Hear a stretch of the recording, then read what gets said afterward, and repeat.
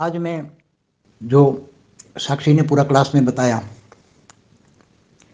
कि गुप्त रूप में जो नीरू ने सारा पाठ बजाया, चाहे लौकिक हो चाहे आज पारलौकिक, लौकिक से अलौकिक दोनों बैलेंस रख के दिल्ली के अंदर पूरा आश्रम उन्होंने बनाया। पूरा यहाँ ज्ञान की जो गंगा नहीं, ज्ञान सागर में डूबकर ज्ञान जितना भी उतारा है उन्होंने मेरे द्वारा, मैंने जो ज्ञान समझाता था उनको पूरा ज्ञान, ये ज्ञान डायरेक्ट पी जाती थी।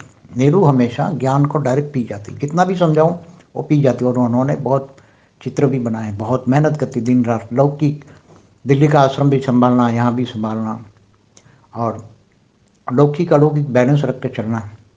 तो ज्ञान सागर में जो डुबकी लगाए, ऐसा ज्ञान, इतना बड़ा ज्ञान, इतना बड़ा बेहद के बेहद का ज्ञान उनको मैंने सुनाया और इन्होंने हजम कर लिया और फिर चित्र बनाए। और फिर सूक्ष्म उनका काम था, उन्होंने मुझे बोला था कि मुझे जाने दो, मैं सूक्ष्मोत्तन में काम करूंगी, क्योंकि ये जो ज्ञान दिया था उसका सारा एक्सपेरिमेंट सूक्ष्मोत्तन में करना था।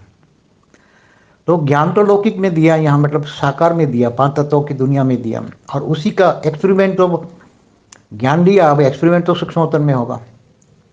तो सूक्ष्मोत्तन में जाकर फिर उन्होंने ज्ञान का सारा एक्सपेरिमेंट किया। अब महाविश्व परिवर्तन कैसे होगा, फिर ये सब मल्टीवर्स परिवर्तन, ग्रेट मल्टीवर्स, ये सब 21 पीढ़ी, 101 पीढ़ी, 1001 पीढ़ी, कई करोड़ों पीढ़ियों तक भी उन्होंने मुझे ऊपर जाके सारा ज्ञान का सारा डिटेल दिया, जो मैंने ज्ञान सुनाया था और उन्होंने जो एक्सपेरिमेंट ऊपर जाके किया। बहुत अजब गजब की ये खेल है, तो वो कोई समझ नहीं पाएगा। उन्होंने शरीर छोड़ने के बाद तुरंत ही काम अपना शुरू किया। इन्होंने फिर कई जाने के लिए लिप बनाई, यहाँ से सीधी G2 पर, G2 से सीधी 21 पीढ़ी, 21 से फिर 101 पीढ़ी, 101 पीढ़ी से 1001 पीढ़ी, ऐसे बच्चों के, बेहद के बच्चों को जाने के लिए पूरी लिप बनवाई पावर दे दे के। फिर पूरा अभी सूक्ष्मोत्तन में एक्सपेरिमेंट कर रहे हैं परिवर्तन की पूरी प्रोसेस को। तो बहुत गुप्त में वहाँ ऊपर में बेहद में भी काम कर रहे हैं, बेहद की कला तक, बेहद के बेहद की कला को चेकआउट कर रहे हैं, अनेक रूप निकाल के काम कर रहे हैं, अनेक रूप निकाल के।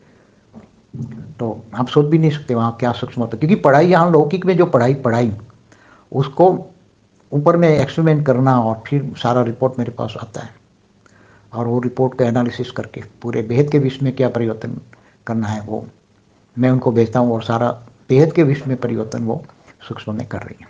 इसलिए उनको समझना किसी के बस की बात नहीं है।